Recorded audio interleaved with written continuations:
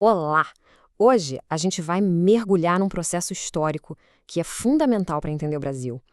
A chegada e a implantação do protestantismo de missão lá no século XIX. E veja bem, isso não é só uma aula de história. É, na verdade, uma chave de leitura para a gente decodificar muito do que forma o cenário evangélico brasileiro hoje. Para a gente começar, olha só essa citação, de 1819. É um registro forte, né? Mas ele vai muito além de um simples preconceito. O que ele mostra, na verdade, é o choque de civilizações, aquela convicção de superioridade que estava na base do projeto missionário. A ideia de que o catolicismo brasileiro era miserável não era só um comentário, era o diagnóstico que justificava uma intervenção para transformar a alma do país. Bem, para nossa análise ficar bem clara, vamos seguir um roteiro. Primeiro a gente vai entender o cenário, o Brasil imperial, depois vamos diferenciar os dois tipos de protestantismo que chegaram aqui, o de migração e o de missão.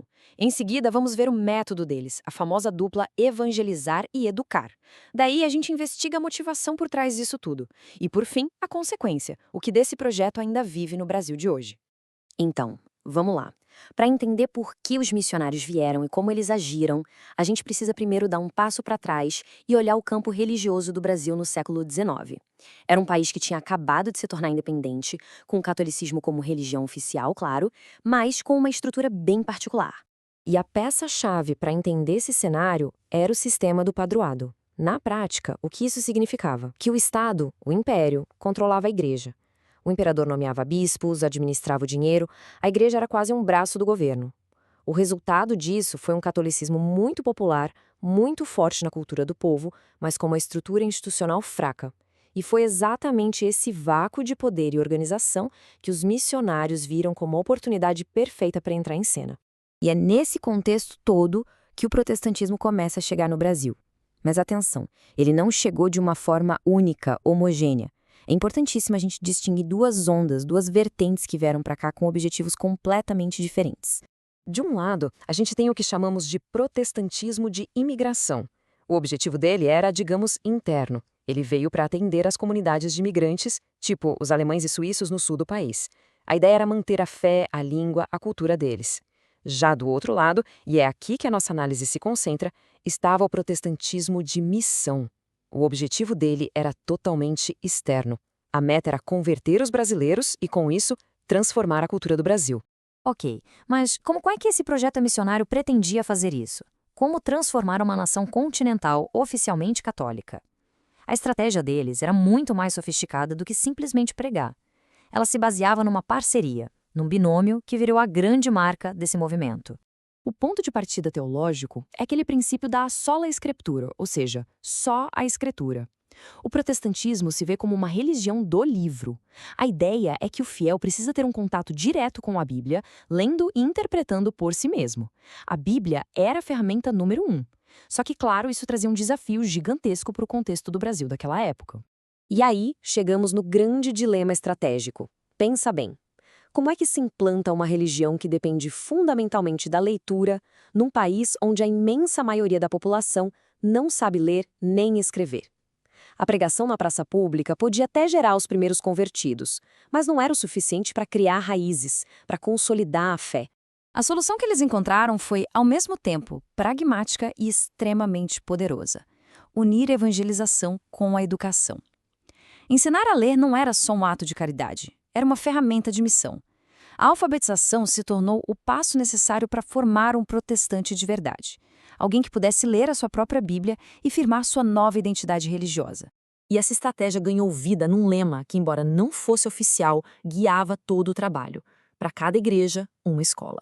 Foram essas pequenas escolas de bairro, as escolas paroquiais, que se tornaram verdadeiro motor da expansão do protestantismo pelo interior do Brasil. Elas eram a porta de entrada não só para as letras, mas para um jeito totalmente novo de ver o mundo. Mas atenção, seria um erro pensar que esse projeto era só sobre teologia e alfabetização. Havia algo muito maior por trás. Uma ideologia de expansão, uma visão de mundo que vinha principalmente dos Estados Unidos e que via a missão como parte de um grande processo civilizador. E para a gente decifrar essa mentalidade, a gente precisa entender o conceito de destino manifesto. Essa doutrina dizia basicamente que os Estados Unidos tinham uma missão dada por Deus para expandir a sua civilização, que eles viam como superior, republicana e, claro, protestante. Então, na cabeça do missionário, a missão no Brasil não era só salvar almas, era também elevar, civilizar um povo que eles enxergavam como atrasado. E essa citação do historiador Antônio Gouveia Mendonça é, olha, cirúrgica. Ele mostra como a religião, com toda a sua estrutura de escolas e igrejas, funcionou como a vanguarda, a ponta de lança da expansão da influência norte-americana. Ela chegou antes, preparou o terreno para a influência política e econômica que viria depois. A conversão religiosa era também uma conversão cultural. Então, se converter significava adotar todo um novo jeito de viver. Era uma ruptura profunda. Significava absorver um pacote de valores do American Way of Life daquela época. Disciplina no trabalho, a importância de poupar dinheiro, novas regras de higiene, o combate a vícios como o álcool e o jogo, era de fato uma conversão cultural completa. Muito bem. Vimos o cenário, a estratégia e a ideologia.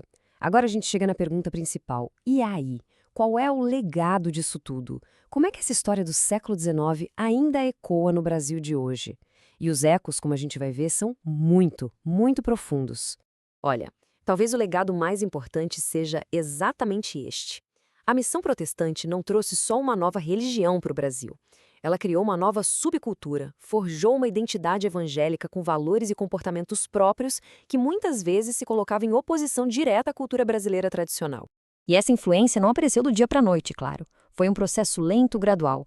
Desde a chegada dos primeiros missionários, como o famoso Simonton, passando pela fundação de escolas que se tornaram referência, como o Colégio Piracicabano, até o momento em que as igrejas brasileiras ganharam autonomia. Foi uma construção paciente que preparou o terreno para a grande expansão do século XX. Essa influência começou ali mais restrita à igreja e a sala de aula foi crescendo, transbordando. Com o tempo, ela começou a moldar o jeito das pessoas se relacionarem na sociedade, a criar redes de ajuda mútua e, mais recentemente, como todos nós vemos, emergiu como uma força política gigantesca. Essa trajetória do privado para o público é um resultado direto daquele projeto iniciado lá atrás. E para a gente terminar, fica aqui uma provocação para reflexão. Aquele processo civilizador do século XIX, com aquela vontade de transformar a sociedade brasileira, será que ele acabou? Ou será que ele só se transformou, ganhando novas roupas e novos discursos no Brasil de hoje? A resposta para essa pergunta, sem dúvida, diz muito sobre quem nós somos. Agradeço a companhia de todos nesta análise.